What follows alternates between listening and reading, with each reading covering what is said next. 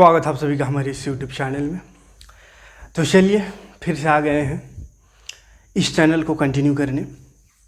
बहुत लोगों का कमेंट आ रहा था बहुत दिनों बाद आज क्लास ले पा रहे हैं और आज से उम्मीद है कि अब रेगुलर ही क्लास होगा। उधर कुछ अपना तैयारी में लगे हुए थे इसीलिए क्लास नहीं ले पा रहे थे, लेकिन आज से अब रेगुलर क्लास होगा।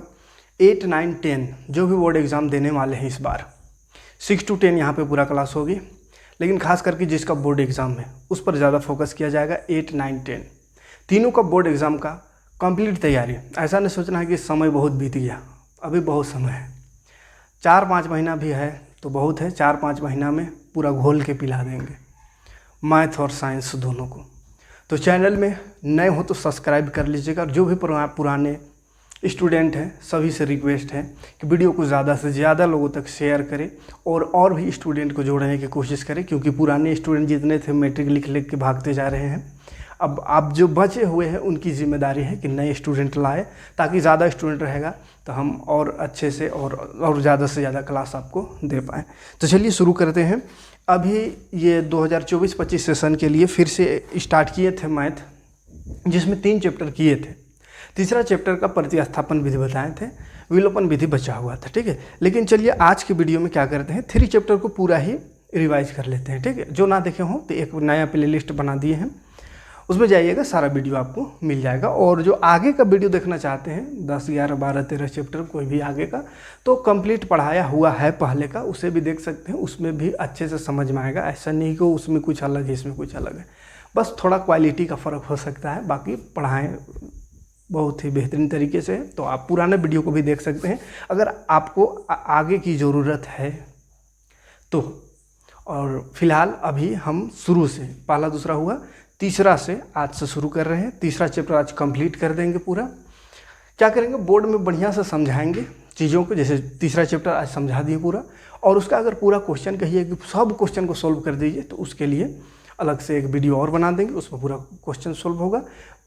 सबसे पहले पूरा चैप्टर को समझ लेंगे, उसका बेसिक कंसेप्ट, उसमें क्या फॉर्मूला लग रहा है, कैसे सोल्व होता है, सभी क्वेश्चन को उसमें एक वीडियो में बताएंगे। उसके बाद एक और वीडियो बनाएंगे जिसमें सभी का एक्सरसाइज वाइज सॉल्यूशन देंगे, ठीक है। और वो वीडियो रहेगा कंप्यूटराइज रहेगा, मतलब उसको सिस्टम में बनाएंगे। और बोर्ड में जो समझाना है पहला वीडियो रहेगा बोर्ड का, जिसमें पूरा विस्तार से समझाएंगे, ठीक है। और दूसरा वीडियो जिसमें सिर्फ सॉल्यूशन करेंगे वो रहेगा पेन टेप द्वारा, है ना, क्योंकि उसमें थोड़ा समय बचता है। अब बोर्ड में लिखना मिटाना बहुत समय बर्बाद होता है। तो बहुत लोगों का कहना था कि नहीं, आप खड़े होकर पूरा एक्टिंग से जो समझाते हैं उसमें मज़ा आता है, तो इसीलिए समझाने वाला चीज़ को बोर्ड में यहाँ पे समझाएंगे। बकिया जो खाली बनाना रहेगा, जो भी है थोड़ा बहुत समझा के बनाना रहेगा, तो उसको क्वेश्चन को सॉल्व करने के लिए पेन टेप का इस्तेमाल करेंगे, ठीक है। तो चलिए शुरू करते हैं तीसरा चैप्टर। तो तीसरा चैप्टर का नाम क्या है? तीसरा चैप्टर का नाम है 2 चर वाले रैखिक समीकरण। 2 चर वाले रैखिक समीकरण, ठीक है। इंग्लिश में बहुत कोई का कमेंट आया था कि हम इंग्लिश से एग्ज़ाम दे रहे हैं, कोई दिक्कत होगा क्या? तो इंग्लिश से दो या हिंदी से जैक बोर्ड में कोई दिक्कत नहीं, ठीक है। दोनों भाषा से क्वेश्चन रहता है। तो इंग्लिश मीडियम वालों के लिए भी सुविधा के लिए कुछ टर्म को इंग्लिश में बताते चलेंगे। बाकी मैथ तो इंग्लिश हिंदी काम एक ही है, ठीक है। 2 चर वाले रैखिक समीकरण। सबका इंक भी ख़त्म हो गया है। इंग्लिश में इसको क्या बोलेंगे? लीनियर इक्वेशन इन 2 वेरिएबल, ठीक है, 2 वेरिएबल। तो लीनियर इक्वेशन इन 2 वेरिएबल ये चैप्टर का नाम है। अब समझो थोड़ा सा चैप्टर को बढ़िया से कि ये लीनियर इक्वेशन क्या होता है। देखो इसमें 2 टर्म आ रहा है, एक लीनियर इक्वेशन यानी रैखिक समीकरण, और 2 चर वाले समीकरण यानी 2 चर का बात हो रहा है, ठीक है। तो सबसे पहले हम समझेंगे कि आखिर ये रैखिक समीकरण मतलब क्या होता है, ठीक है। रैखिक समीकरण को समझेंगे, उसके बाद एक टर्म आ रहा है चर, तो ये चर को समझेंगे, क्लियर हो जाएगा चैप्टर, ठीक है। रैखिक समीकरण को इंग्लिश में वही क्या हो गया, लीनियर इक्वेशन, ठीक है, लीनियर इक्वेशन। एंड चर मतलब इसको वेरिएबल कहते हैं, वेरिएबल। तो ये देखो ध्यान से समझेंगे। रैखिक समीकरण, तो रैखिक से भी पहले हमको समझना होगा समीकरण, ओनली समीकरण। इक्वेशन क्या है? तो इक्वेशन जैसे पिछले क्लास में भी पढ़े होंगे, 7, 8 से इक्वेशन शुरू हो जाता है, ठीक है। 7 में तो उतना नहीं रहता है, लेकिन 8, 9 में समीकरण आप देखोगे। समीकरण किसको कहते हैं? देखो जिसमें इस तरह से मैथ में आप क्वेश्चन देखे होंगे x+2 = 5 या x+y = 3। इस तरह का जो बना हुआ रहता है इसी को समीकरण कहते हैं, ठीक है, जिसमें चर भी हो अचर भी हो, ठीक है, और इक्वल टू का साइन लगा होना चाहिए। इक्वल टू का साइन लगा हुआ है, इक्वल टू कुछ है तो वही हो गया समीकरण, इक्वेशन, ठीक है, इक्वेशन। और अगर इक्वल टू ना रहे, खाली x+2 रहे या x² + 2x रहे तो इसको बहुपद कहेंगे, है ना। लेकिन इसमें अगर इक्वल टू लगा दे, = 5, 7, 8, 9, 10 कुछ भी रहे तो ये समीकरण बन जाता है, इक्वेशन, ठीक है, समीकरण, जिसको हिंदी में इंग्लिश में इक्वेशन कहते हैं। तो यहाँ पे है रैखिक समीकरण। रैखिक मतलब क्या होता है, तो समीकरण समझ में आ गया क्या होता है। तो ये XYZ जो भी है वो जो मैथ में यूज हो रहा है उसके साथ, यानी एक्स वाला को चर कहते हैं और नंबर को अचर। तो चर और अचर पदों से बना हुआ जो भी टर्म है, पद है, उसी को समीकरण कहते हैं, इक्वल टू के साइन के साथ। तब समीकरण है, समझ गए क्या है। लेकिन यहाँ रैखिक समीकरण है, तो ये रैखिक क्या होता है, तो समीकरण को 3 भाग में बांटते हैं, ठीक है। समीकरण को हम यहीं पे बांट देते हैं। ये जो समीकरण इक्वेशन लिखे, इक्वेशन, ये इक्वेशन को खत्म हो वाला है। इक्वेशन को 3 भाग में बांटा गया, ठीक है। ये जो इक्वेशन है उसको 3 भाग में बेसिकली इसको बांटा गया है। एक को बोलते हैं लीनियर इक्वेशन, लीनियर, जिसको रैखिक कहें, रैखिक। एक होता है द्विघात, क्वाड्रेटिक इक्वेशन, क्वाड्रेटिक, क्वाड्रेटिक जिसको हिंदी में द्विघात कहेंगे। और एक होता है त्रिघात, है ना, त्रिघात। त्रिघात को क्यूबिक कहेंगे, है ना, क्यूबिक इक्वेशन, क्यूबिक। अब देखो ध्यान से, 3 तरह का समीकरण समझ में आ गया, रैखिक, द्विघात, त्रिघात, ठीक है। तो रैखिक क्या है, रैखिक समीकरण ऐसा समीकरण कहते हैं जिसमें किसी प्रकार का कोई घात ना हो। अच्छा, घात को भी समझना होगा, है ना, एक एक चीज़ को समझे, जो भी चीज़ आ रहा है उसको हम डिटेल से समझाते चलेंगे। घात मतलब पावर होता है, ये 8-9 क्लास में इसको बेहतरीन से पढ़ना था, बस याद दिला दे रहे थोड़ा सा, ठीक है। घात क्या है, ये पावर क्या है, तो घात उसको कहते हैं, जैसे यहाँ पे x है तो x का ऊपर 2 है, तो ये 2 जो है इसका घात है। x का घात कितना है, 2 है, यानी पावर, है ना, पावर को ही घात कहते हैं, जो ऊपर में लगा हुआ रहता है यहाँ पे। जैसे 2xy ऐसा है, तो x का घात कितना है, तो x का ऊर देख कितना है, तो कुछ नहीं रहता है, तो 1 1। और अगर मान चलो यहाँ 2 रहता तो y का घात कितना है, तो y का घात 2 है, ठीक है। तो इसको घात कहते हैं। तो लीनियर इक्वेशन कहते हैं या रैखिक समीकरण जिसका घात 1 हो, जिसका हाईएस्ट घात यानी अधिकतम घात, हाईएस्ट पावर 1 हो, यानी अधिकतम घात 1 हो, तो उसको लीनियर इक्वेशन कहते हैं। जैसे x + y = 5, ये एक इक्वेशन है। और इसका पावर देखो, x में कुछ पावर नहीं दिख रहा है, कुछ पावर ही नहीं है। y का देखो तो y में कोनो पावर नहीं है, तो कुछ पावर नहीं है, मतलब 1 है, तो 1 हाईएस्ट पावर है, इसलिए ये हो गया लीनियर इक्वेशन। तो एक चीज़ समझ में आया, लीनियर इक्वेशन क्या है, चैप्टर का नाम है लीनियर इक्वेशन। इसका मतलब एक चीज़ क्लियर है कि इसमें जो भी समीकरण आएगा इसमें स्क्वायर नहीं रहेगा, क्यूब नहीं रहेगा, पावर नहीं रहेगा, है ना, बिना पावर वाला समीकरण रहेगा, बिना पावर वाला क्वेश्चन रहेगा, ठीक है। अब ये द्विघात क्या है, तो कहने ही से पता चल रहा है, द्वि माने 2, तो जिसका हाईएस्ट घात 2 हो, ठीक है। जैसे 2x² + y = 10x, 7x, 5x या 10 कुछ भी रहे, हाईएस्ट घात देखना है 2, हाईएस्ट घात कितना होनी चाहिए, 2 होनी चाहिए, तब उसको कहेंगे द्विघात, ठीक है। हाईएस्ट घात 2। अगर मान चलो यहाँ 3 लगा दे तो ये द्विघात नहीं होगा। एक ठो को नहीं देखना, हाईएस्ट को देखना, हाईएस्ट माने सबसे बड़ा।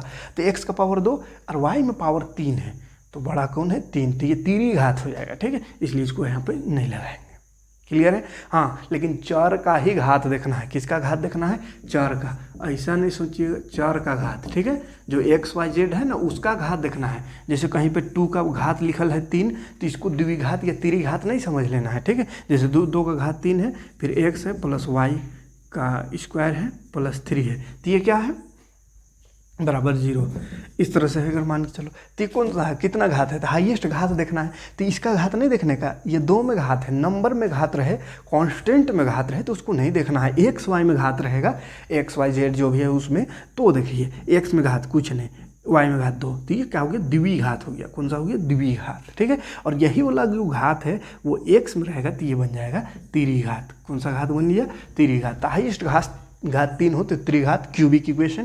क्वाड्रेटिक इक्वेशन यानी हाईएस्ट घात 2 रहेगा, और जिसमें कोई घातें ना हो तो उसको लीनियर इक्वेशन, रैखिक समीकरण कहते हैं। यहाँ तक कोई दिक्कत नहीं होगा। तो आगे बढ़ते हैं। यहाँ पे समीकरण आया था, समीकरण समझ में आ गया होगा, रैखिक समीकरण समझ में आ गया, उसके साथ साथ द्विघात त्रिघात समझ में आ गया। अब एक टर्म यहाँ पे यूज हुआ है वेरिएबल। तो वेरिएबल को समझते हैं, आखिर ये वेरिएबल है क्या। चर तो समझ में, चर क्या है या वेरिएबल क्या है इसको समझते हैं, ठीक है। तो चर समझने के लिए इसका एक और चीज़ समझना होगा, अचर को भी समझना होगा। अचर को हिंदी में कांस्टेंट कहते हैं, अच्छा इंग्लिश में कांस्टेंट कहते हैं, ठीक है। अचर, चर और अचर दोनों को एक साथ समझना पड़ेगा। चर क्या है बाबू, तो देखो मैथ में जहाँ पे भी ABCD XYZ अल्फ़ाबेट वाला नंबर यूज हो, अल्फ़ाबेट जो यूज हो जाता है, अल्फ़ाबेट A to Z, वही हो गया चर। जैसे X Y Z ज़्यादातर यूज इसका होता है, ठीक है। तो ये क्या है, चर है, वेरिएबल। हाँ, लेकिन एक चीज़ याद रखिएगा, वेरिएबल क्या है, तो वेरी करता है। देखो कोई हिंदी से नहीं समझ में आएगा, इंग्लिश से समझ में आएगा बढ़िया से, है ना। चर माने उतना क्लियर नहीं समझ में आ रहा, लेकिन यहाँ पे देखो वेरिएबल मतलब वेरी करना माने बदलना।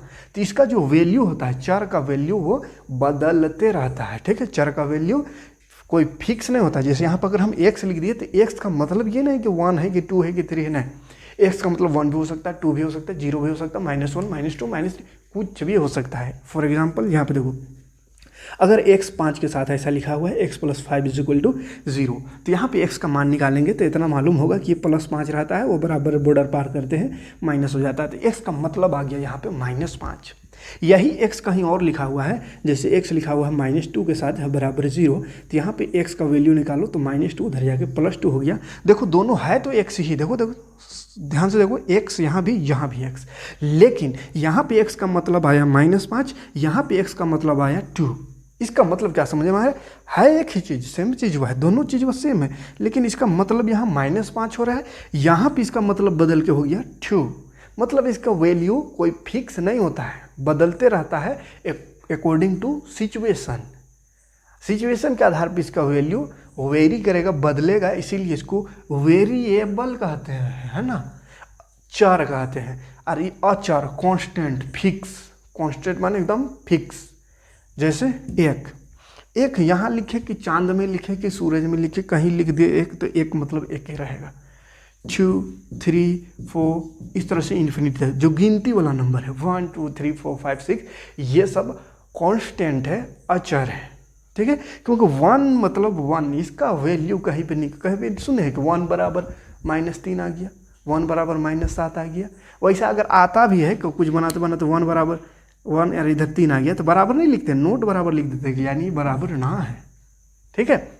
लेकिन इसमें नोट बराबर नहीं लिखते हैं, यहाँ ऐसे ही लिखते हैं, मतलब ये है बराबर, x का मतलब है -5, यहाँ x का मतलब है 2, तो x ही है लेकिन मतलब बदल रहा है। यहाँ पे 1 है तो 1 का मतलब 1 ही रहेगा, चाहे वहाँ मान लिखे कि यहाँ लिखे कि वहाँ लिखे, कहूँ लिखिए, चाहे अपना कॉपी में लिखिए। 1 लिखिएगा 1 में मतलब होगा, 2 का 2 होगा, 3 का 3 होगा, यानी फिक्स है, कांस्टेंट है, इसलिए इसको कांस्टेंट कहेंगे, अचर कहेंगे। और जो बदलते रहता है, वेरी करता है, उसको वेरिएबल कहते हैं। और वेरिएबल कौन है, तो अल्फ़ाबेट वाला, ठीक है। अल्फ़ाबेट जो है वो बदलते रहता है मैथ में यूज होने पर। क्लियर है यहाँ तक, कोई दिक्कत नहीं। रैखिक समीकरण समझ में आ गया। रैखिक समीकरण जिसका कोई घात ना हो, घात पावर ना हो कोई, है ना, लीनियर इक्वेशन। और जिसका 2 घात हाईएस्ट हो तो क्वाड्रेटिक यानी द्विघात, जिसका 3 हो तो त्रिघात। क्लियर हो गया यहाँ तक, आगे बढ़ेंगे। चैप्टर का नाम क्या था समझ में आ गया। तो यहाँ पे एक चीज़ और ध्यान रखिए कि चैप्टर का नाम है 2 चर वाले समीकरण, ठीक है। 2 चर वाला, 2 चर यानी चैप्टर में एक चीज़ फिक्स है, 2 चर रहेगा, एगो x रहेगा, एगो y रह सकता है, या PQ रह सकता है, कुछ भी रहेगा, लेकिन 2 चर रहेगा। और क्या है, रैखिक समीकरण। रैखिक मतलब क्या है, लीनियर रहेगा, पावर नहीं रहेगा, भले इधर 3 5 7 8 9 कुछ रहे, लेकिन पावर XY में नहीं रहेगा, है ना। तो 2 चर वाला रैखिक समीकरण इस तरह का रहेगा, इसको यहाँ पे सॉल्व करना होगा, ठीक है। तो अभी देखते हैं क्या करना होगा। एक चीज़ और देखिए, चैप्टर का नाम है 2 चर वाले रैखिक समीकरण युग्म, है ना। युग्म छूट गया था, युग्म का भी मतलब है, ऐसा नहीं कि झूठों के युग्म लिख दिया, है ना। लीनियर इक्वेशन इन 2 वेरिएबल, तो युग्म को क्या बोलेंगे इंग्लिश में, पेयर ऑफ लीनियर इक्वेशन, ये ओरिजिनल नाम है, ठीक है।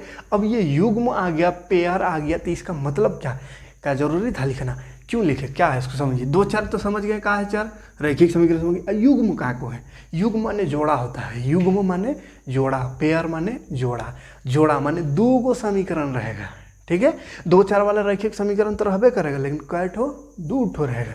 जैसे एगो में एक्स वाई इस तरह से, और इस तरह कुछ कांस्टेंट रहेगा, ठीक है, कुछ नंबर रहेगा, और ऐसे और एगो रहेगा एक्स वाई और इधर बराबर कुछ रहेगा, ठीक है। तो दो गो समीकरण एक साथ रहेगा। अब देखिए दो गो जब है तो अभी हम इसको जनरल इक्वेशन बनाते हैं, साधारण समीकरण, ठीक है। तो उसके लिए क्या करेंगे, इसको ए मान लेते हैं, इसको बी और ये सी। ध्यान से देखिएगा, ए बी सी, क्यों ऐसा किए, क्यों यहाँ पे कुछ भी नंबर रहेगा, ए बी सी यहाँ पे वेरिएबल नहीं, ये कांस्टेंट है ना, नंबर रहेगा 2x + 3y + 5 ऐसा रहेगा, या 5x - 3y + = 2, इस तरह कुछ भी रहेगा। तो हम जनरल अभी समझाने के लिए फॉर्मूला के तौर पे ए बी सी लिख दे रहे हैं, ठीक है। तो यहाँ पे देखो, यहाँ पे भी तो वही चीज़ है, तो ए बी सी। अब ए बी सी दोनों में लिखेंगे तो कन्फ्यूज नहीं हो जाएगा कि ये वाला समीकरण का ए है कि इसका है, दो गो समीकरण है, तो दो गो समीकरण है, इसलिए इसको ऐसा मानते A1 B1 C1।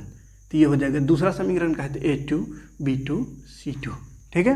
तो इसका ये जनरल फॉर्म हो गया, साधारण समीकरण, यानी इसी के जैसा शक्लो सूरत का रहेगा क्वेश्चन, ठीक है। कैसा दिखेगा वो, उसका ढांचा कैसा रहेगा, सांचा कैसा रहेगा, तो A1x + B1y = C1, फिर A2x + B2y = C2 जैसा रहेगा। फॉर एग्जांपल यहाँ पे जैसे रहेगा 2x + 3y = 5, ऐसा कुछ रहेगा। और एगो रहेगा तो 3x - 2y रह सकता है बराबर 3, इस तरह से है। तो देखो x y इधर से कांस्टेंट एक ठो x y। और एक चीज़ ध्यान रखना, याद रखना, x के साथ जो भी नंबर रहेगा, x के साथ जो भी नंबर रहेगा यानी कांस्टेंट रहेगा, उसको A1 कहेंगे। तो कहेंगे कि इसमें A1 कौन है ये वाला समीकरण में, तो A1 आप कहिएगा कि x वाला ना, और पहला समीकरण वाला ना, 1 है माने पहला समीकरण, तो A1 कितना है, तो A1 कहिएगा 2 है। B1 कितना है, तो B1 कहिएगा कौन, B1 कौन होता है, y वाला B होता है, और पहला समीकरण का है इसलिए B1, तो पहला समीकरण नहीं है, और y वाला B1, तो y में है 3, तो 3 लिखेंगे B1 में। बोलेंगे C1 कितना है, C1, तो C1 कौन होता है, उन्हें बराबर से उन्हें जो रहता है उन्हें, तो 5 है पहला का समीकरण का, तो 5। अब कहेंगे A2 कितना है भाई, अरे यहाँ पे मान चलो 2 नहीं रहेगा, ठीक है। A2 कितना है, तो A मतलब x वाला को कहते हैं, 2 लिखल है माने दूसरा समीकरण का, दूसरा का, तो दूसरा समीकरण में A x में कितना है, 3 है, तो 3 हो गया। कहेंगे B2 कितना है, B2 तो B y में रहता है, और दूसरा का बात कर रहे हैं यानी दूसरा समीकरण का y में, तो दूसरा समीकरण y में है, तो खोज रहे हैं यहाँ पे, तो कोनो है ये नहीं था, उसको मिटा दिए, तो कुछ होता है नहीं यहाँ, तो क्या लिखे, तो जहाँ कुछ नहीं रहे वहाँ पे एक रहता है, एक, हाँ, लेकिन माइनस को नहीं छोड़ने का, माइनस को छोड़ने का नहीं, -1 होगा। यहाँ 2 रहता तो -2 लिखते, लेकिन कुछ नहीं है तो कुछ नहीं, तो एक सह नहीं, कहीं गुना होता है यहाँ, तो एक y को गुना करेंगे तो y का y होगा, ठीक है। तो कुछ नहीं तो एक है, और माइनस इसलिए -1। फिर C2 कितना है, तो बराबर से 3 है, समझ गया। तो यहाँ से A1 B1 C1 A2 B2 C2 निकालना रहता है, दो गो समीकरण दिया हुआ रहेगा, उससे ये काम करना है 3.1 में, 3.2 में भी कुछ बहुत यही से करना है, ठीक है। अब इसको करना क्या है, यहाँ से तो हम समझ गए कि A1 B1 C1 A2 B2 C2 कैसे निकाले समीकरण से, ठीक है। समीकरण से खींच के निकालना होगा इसको, ये वाला जो है ना, इसको निकालना होगा यहाँ से। तो ये समीकरण 1 होता है, ये समीकरण 2, तो यहाँ से खींच के निकाल देना है इतना को। इतना निकालने जान गए, उसके बाद फिर खेला ख़त्म, इतना खेला शुरू, ख़त्म नहीं होगा। का खेल खेलना है अब इसके साथ कुछ तो करना होगा, तो वो करना क्या है उसको हम बताते हैं यहाँ पे।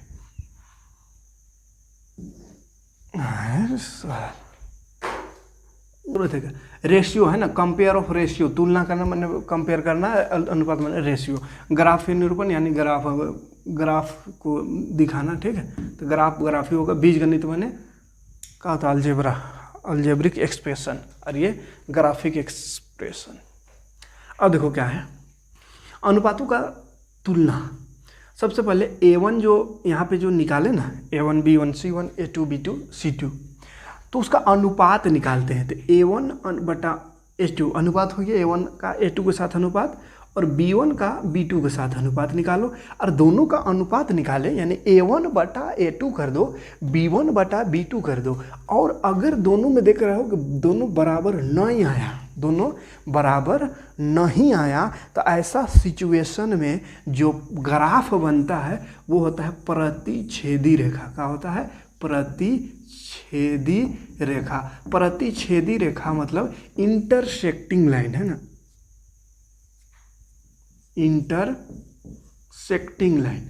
ये जो लाइन बनेगा वो इंटरसेक्ट करेगा, ऐसा ग्राफ ऐसा आपस में ऐसा कट जाएगा, ठीक है, कटेगा। इंटरसेक्टिंग लाइन, प्रतिच्छेदी रेखा। कब ऐसा होगा तो उसको जानने के लिए क्या करेंगे, दो समीकरण दे देगा, दोनों से इसको खींच के पहले निकालेंगे, किसको, A1 B1 C1 A2 B2 C2। उसके बाद ऐसा कर देंगे A1 बटा A2, A1 बटा A2, B1 बटा B2, काट कूट करेंगे। उसके बाद देखेंगे बराबर आया क्या, दोनों नहीं आया। नहीं आया तो लिख देंगे प्रतिच्छेदी रेखा यानी इंटरसेक्टिंग लाइन। इसका जो ग्राफ बनेगा प्रतिच्छेदी रेखा होगा, इंटरसेक्टिंग लाइन होगा। और जब दूसरा चैप्टर पढ़ाए थे तो एक चीज़ बताए थे कि ग्राफ जो बनाते हैं तो उसके उस ग्राफ में एक दूसरे को जो लाइन कटता है, जितना बार काटता है उसका सॉल्यूशन, उसका हल उतना ही होता है। तो यहाँ प्रतिच्छेद करेगा तो एक बार न कटेगा, ऐसे घूम घाम का और एक बार नहीं कटने आएगा। एक बार कट गया, सीधा है पार हो गया है ना, दोबारा नहीं कटेगा। एक बार कटा तो एक बार कटेगा तो इसका बीज निरूपण जो है एक हल होगा। क्या होगा? एक हल होगा। इसका कितना हल होगा पूछेगा, हल यानी सॉल्यूशन, कितना सॉल्यूशन होगा, तो केवल एक हल होगा, या इसको अद्वितीय हल कहते हैं। अद्वितीय हल या इंग्लिश में इसको यूनिक सॉल्यूशन कहते हैं, यूनिक सॉल्यूशन, ठीक है। इसका यूनिक सॉल्यूशन होगा, यूनिक माने एकदम एक सॉल्यूशन होगा, सिंगल, याद रहेगा, सिंगल एक सॉल्यूशन। कब? जब A1/A2 B1/B2 बराबर ना आवे तो उसका एक ही सॉल्यूशन होता है। और उसका ग्राफ कैसा बनेगा कहेगा तो प्रतिच्छेदी रेखा होगा, ठीक। अब आते हैं दूसरा सिचुएशन, A1/A2 अगर निकाले और वो बराबर आ जाए B1/B2 का और बराबर आ जाए C1/C2 का, तीनों का तीनों बराबर आ गया, C1/C2 भी, माने A1/A2 किए, जैसे यहाँ A1/A2 करेंगे तो क्या होगा, 2/3, B1/B2 करें तो 3/-1 और 5/3। तो देखो तो तीनों है बराबर, ये कटबे नहीं करेगा, ये भी नहीं कटेगा, ये भी नहीं कटेगा, और तीनों तो अलग अलग दिख रहा है, तो तीनों कोई बराबर नहीं है, कोई बराबर नहीं है, माने पहला वाला होगा, क्या होगा, इसका प्रतिच्छेदी रेखा। ये जो ग्राफ बनेगा इसका वो प्रतिच्छेद करेगा, और प्रतिच्छेदी रेखा माने एक हल होगा, केवल एक ही हल होगा, एक से ज़्यादा हल नहीं होगा, ठीक है। और अगर तीनों का तीनों बराबर आ गया, जैसे ये भी तीनों बराबर आ गया, तीनों बराबर सेम, जैसे कट कूट के 3 बचता, ये भी 3 सब बराबर। तो अगर सब बराबर आ जाए तो उसका जो ग्राफ बनता है उसको बोलते हैं समपाती रेखा। क्या रेखा? समपाती रेखा। समपाती को इंग्लिश में कोइंसिडेंट क्या बोलते हैं। और जब समपाती रेखा बन जाए तो एक दूसरे के ऊपर लाइन आ जाता है, ठीक है। समपाती रेखा किसको बोलते हैं? जैसे एक लाइन ऐसा बना और इसी के ऊपर में और एक लाइन आ गया। तो अभी कम हम बोले थे अभी थोड़ा देर पहले कि सॉल्यूशन कब होता है, जितना बार कटता है, जैसे ऐसा है, एक बार कटा यहाँ पे एक बार, तो इसका बोल लिख दिए एक हल होगा। लेकिन एक लाइन ये है, इसके ऊपर ऐसा आ गया, अब देखो तो कितना जगह कट रहा है, सब जगह कट रहा है, सब जगह टच है, सभी जगह टच कर रहा है, जितना टच करेगा, एक बार टच करा एक हल सॉल्यूशन, लेकिन ऐसा हो गया ऐसा, तब तो सब जगह टच कर रहा है, तो इसका हो जाएगा अपरिमित रूप से अनेक हल। अपरिमित रूप से अनेक हल क्या हो जाएगा? अपरिमित रूप से अनेक हल हो जाएगा, है ना, मतलब अनठेकान सॉल्यूशन है, बहुत सॉल्यूशन है, कितना है उसका कोई गिनती नहीं, ठीक है। संपाति को कोई इंसिडेंट या कुछ कहता है, दिमाग से निकल रहा है, जो भी इंग्लिश मीडियम देखिएगा वो लिखल मिल जाएगा किताब में, है ना। उसके बाद देखो A1/A2 बराबर आ जाएगा B1/B2 का, पहला और दूसरा बराबर है, लेकिन जब तीसरा निकाले C1/C2 तो ये आ गया नॉट इक्वल टू, बराबर नहीं है, तब क्या होगा? तो इसका मतलब कोई हल नहीं, कोई हल नहीं, तो ग्राफ कैसा बनेगा? समांतर रेखा। कैसा? समांतर रेखा। कैसा बनेगा बाबू? समांतर रेखा, पैरेलल लाइन। कैसा? Parallel line. पैरेलल लाइन माने होता है ऐसा, एक ऐसा है तो एक ऐसा, माने आपस में कहियो कभी भी नहीं कटेगा, ऐसा है ऐसा, आपस में कभी नहीं कटेगा, ऐसा लाइन जाएगा, कितनों लंबा इसको ले जाए नहीं कटेगा आपस में, डिस्टेंस मेंटेन रहेगा, तो आपस में कभी नहीं कटेगा, कटवे नहीं करेगा। कहाँ बोले तब ये से बोल रहे हैं, जितना बार कटता है उतने सोल्यूशन, एक बार कटा एक सोल्यूशन, बहुत बार कटा बहुत सोल्यूशन, लेकिन एको बार नहीं कटा तो कोई हल नहीं, कोई हल नहीं, इसका कोई हल नहीं, नो सोल्यूशन, ठीक है, नो सोल्यूशन। और इसका infinite solution, infinite solution, infinite solution, इसका नो सोल्यूशन, कोई सोल्यूशन नहीं, ठीक है, कोई सोल्यूशन नहीं होगा इसका। क्लियर है, इतना बात को याद रखना है।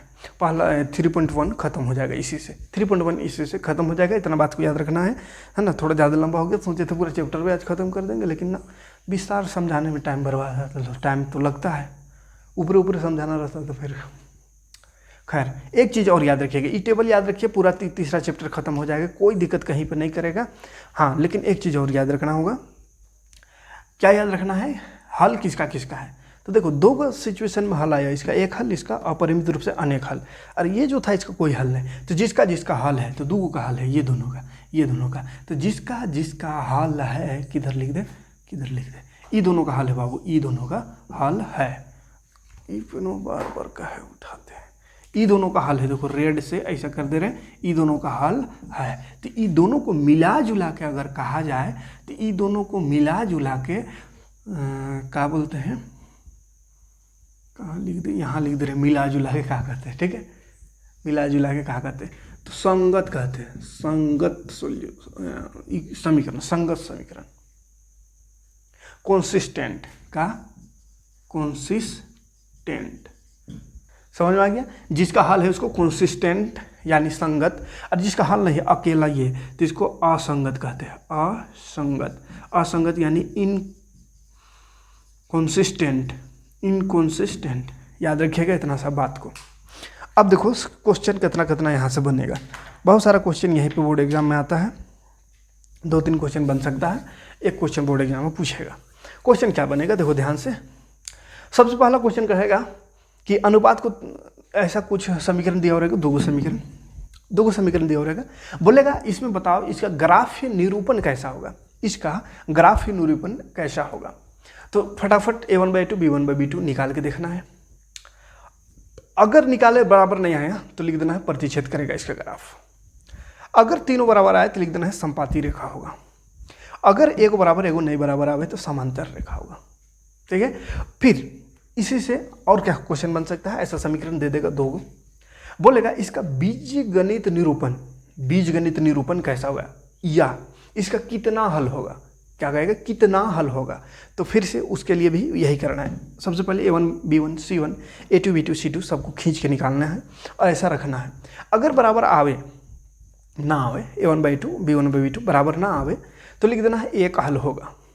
अगर तीनों बराबर आवे तो लिख देना है अपरिमित रूप से अनेक हल होगा। अगर एक बराबर आ गया लेकिन दूसरा बराबर नहीं आया तो लिख देना है कोई हल नहीं है। इस तरह का क्वेश्चन पूछता है, देखिए सिंपल सा एकदम, बस यहाँ से इसको खींचना है, यहाँ रखना है, जैसा आए बस याद रखना है कि कोई बराबर नहीं रहता तो एक हल, और ग्राफ प्रतिच्छेदी सब बराबर तो अपरिमित रूप से अनेक हल। क्यों? क्योंकि ऐसा लाइन हो जाता है, ठीक है, एक दूसरे के ऊपर, और ये संपाती रेखा कहलाता है। और एक बराबर एक नहीं बराबर समांतर रेखा, कोई हल नहीं, ठीक है। और एक चीज़ क्वेश्चन इधर से पूछेगा, हाँ एगो संगत से पूछेगा कि संगत कौन है।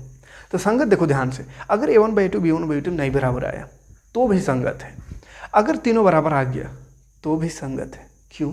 तो देखो इसमें भी तो एक हल है, इसमें अनेक हल है, इसलिए जिसका भी हल है चाहे एक हल रहे या अनेक हल रहे संगत होता है, ठीक है। तो अगर ऐसा आवे तो एक हल होता है यानी संगत है, ऐसा आवे तो भी एक अपरिमित रूप से अनेक हल है यानी हल है, इसलिए ये भी संगत है। लेकिन ये वाला सिर्फ असंगत है, तो ऐसा आवे तो लिख देना है असंगत है। तो चाहे यहाँ से क्वेश्चन पूछे, चाहे वहाँ से, चाहे संगत असंगत से, एक क्वेश्चन पूछेगा ही और आपको यही से जवाब देना है, ठीक है। ये बेसिक कंसेप्ट थोड़ा था समझाने की कोशिश की, उम्मीद करेंगे आप समझे होंगे बेहतरीन तरीके से। तो यहीं पे आज की वीडियो ख़त्म करते हैं। सोचे थे पूरा चैप्टर ही ख़त्म कर देंगे, लेकिन इतना आसान नहीं है, समझा के पढ़ाना में टाइम लगता है, ठीक है। ऐसे हल्का फुल्का करना रहता तो अभी तक ख़त्म कर देते, लेकिन क्या फ़ायदा अगर आपको समझ ही ना आवे तो क्या करेंगे, देखो आगे का थोड़ा सा सुन लो। ये हो गया 3.1 का बेसिक, इसका जितना भी क्वेश्चन है अब ये मेन चीज़ समझा दिए। इसको जो समझ गया 3.1 बना लेगा आसानी से, नहीं बनाने सकेगा प्ले लिस्ट में बना हुआ है, फिलहाल वीडियो इसका बनाया है, ठीक है, फिलहाल वीडियो बनाए, देख लीजिएगा। नेक्स्ट वीडियो कल आते हैं तो हम 3.2 में क्या करना है उसको समझाते हैं। 3.1 में यही काम है, ग्राफ विधि और करना है। 3.1 में ग्राफ बनाना है, हम बना चुके हैं, ठीक है। इससे पिछला वीडियो देखिएगा, प्लेलिस्ट का लिंक दे देंगे डिस्क्रिप्शन में, देख लीजिएगा, ठीक है। नया प्लेलिस्ट बना हुआ है, उसमें 2024-25 कर देंगे ताकि पहचान में आवे कि इसी साल का है, ठीक है। तो उसमें देखिएगा बना दिए हैं 3.1 भी, 3.2 भी। तो कल का वीडियो आवेंगे तो 2 समीकरण ऐसा रहेगा ना, तो इसमें सिखाएं कि ये कितना हल है, कैसा हल, कैसा ग्राफ बनेगा, वो कैसे जानेंगे। अब 2 समीकरण से हम बताएंगे कि इसको हल करने का कितना तरीका है। 3 गो तरीका है, एक ग्राफ विधि है, एक विस्थापन विधि और एक विलोपन। तीनों विधि पढ़ना है, तरीका बहुत है, लेकिन हम लोग को अभी 10 क्लास में तीनों पढ़ना है। किताब बदल गया है, पिछला वीडियो एक वीडियो बना दिए हैं सिलेबस का, देख लीजिएगा ना देखा हो तो, ठीक है। पहले का वीडियो में वज्र गुणनखंड विधि भी पढ़ना था, यानी 3.5 में था। 3.6 में था एक चैप्टर जिसमें बटाम ये सब था, उसको पढ़ना था ना, तो हटा दिया, ठीक है, हटा दिया। वज्र गुणनखंड विधि हटा गया, 2 ही विधि अब बच गया है, 3 विधि, ग्राफ विधि, विस्थापन विधि और विलोपन विधि। तो ग्राफ विधि बता चुके हैं, देख लीजिएगा। विस्थापन भी बता दिए, लेकिन कल का वीडियो में फिर से तीनों को रिवाइज कर देंगे, प्रतिस्थापन और विलोपन खास करके, है ना। ग्राफ का तो जितना क्वेश्चन है सबको बना दिए हैं, इसलिए उसको नहीं बताएंगे, लेकिन प्रतिस्थापन और विलोपन समझा देंगे। और 3.2 और 3.3 से भी कुछ क्वेश्चन ले करके और उसको भी पूरा क्लियर करा देंगे, और तुरंत जंप कर जाएंगे 4 चैप्टर में, ठीक है, उसके अगला दिन। तो चलो ये सबको देख लीजिएगा, स्क्रीनशॉट ले लीजिएगा, है ना, और लिखते चलिएगा। क्लास रेगुलर भी ना अगर भी हो, कभी कभी मिस हो सकता है, अदरवाइज ज़्यादातर कोशिश रहेगा अब रेगुलर क्लास लेने का। वीडियो को बस रिक्वेस्ट है कि ज़्यादा से ज़्यादा लोगों तक पहुँचाए, क्योंकि जितना स्टूडेंट है उस हिसाब से देखना भी चाहिए, है ना। अब कोई देखेगा ही नहीं तो हम काहे को इतना मेहनत करें भाई, है ना। मिलते हैं नेक्स्ट वीडियो में। थैंक्स फॉर वॉचिंग, जय हिंद, शुक्रिया। सभी को खबर करिएगा, क्लास स्टार्ट हो चुका है, ठीक है। थैंक्स फॉर वॉचिंग, जय हिंद।